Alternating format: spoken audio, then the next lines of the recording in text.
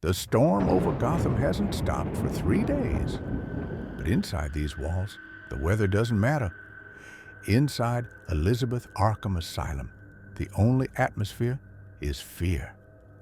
Tonight, the halls are unusually quiet, the kind of silence that usually comes before a riot. The air smells of rust, antiseptic, and old stone. We are walking past the heavy security gates, leaving the sanity of the outside world behind. As we descend into the lower levels, the lights get dimmer. The shadows get longer. Down here, every cell holds a different tragedy. Every door is a barrier holding back a unique form of madness. And the first thing you notice is the scratching sound coming from cell 401. Step closer to the observation glass, quietly.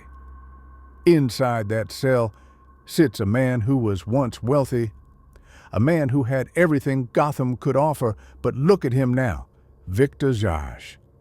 He isn't pacing like the others, he isn't screaming, he is sitting in absolute silence, staring at nothing. To you and me, the world is full of living, breathing people, but to Zsasz, we are nothing but meat, robots, zombies wandering without purpose.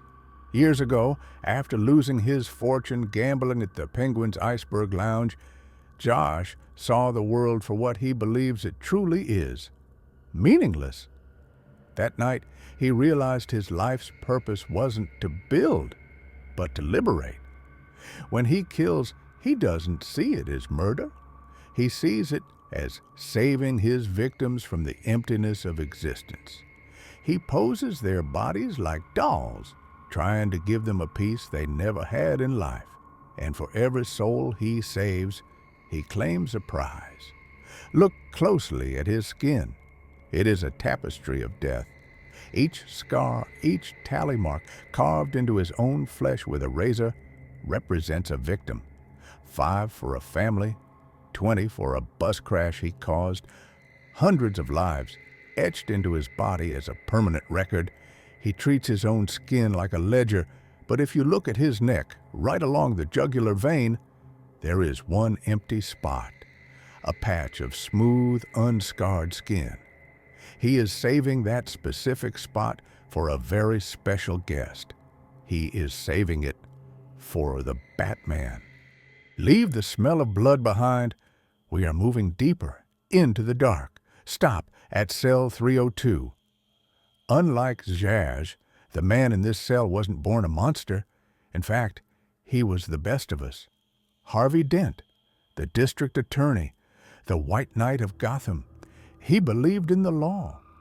He believed he could save this city with a smile and a gavel. But Gotham doesn't tolerate heroes without masks. Now, look at him. The man sitting on that cot is a living monument to duality.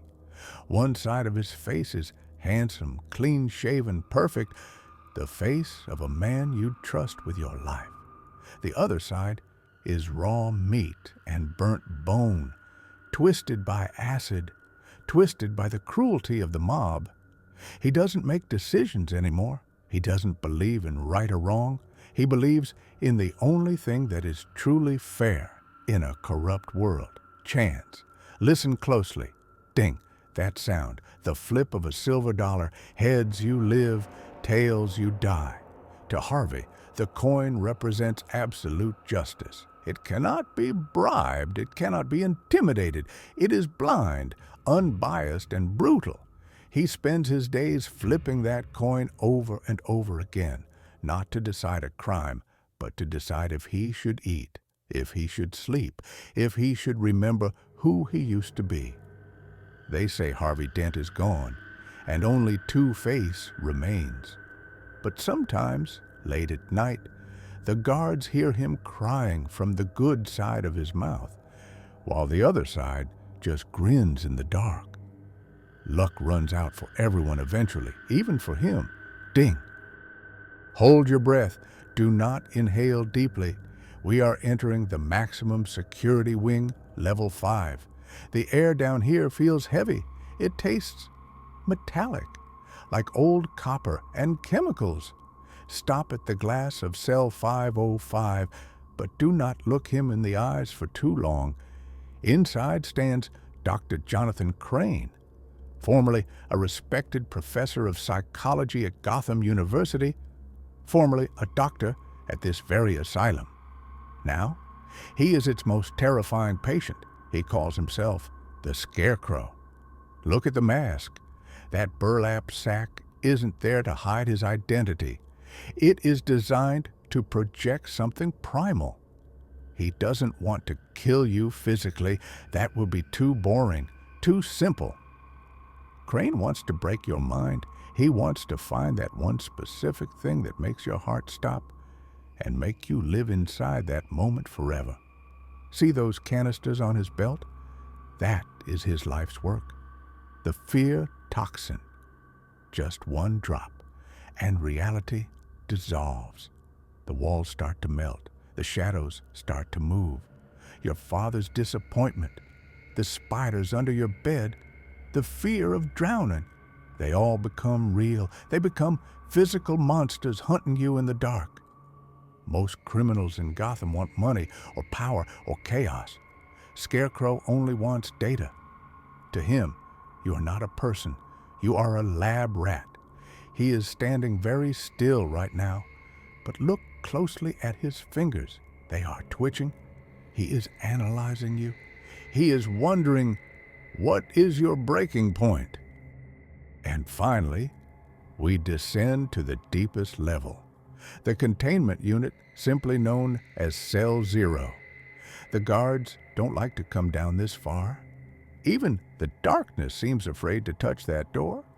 There is no name on the plaque, no medical file attached, just a crude red smile painted on the metal.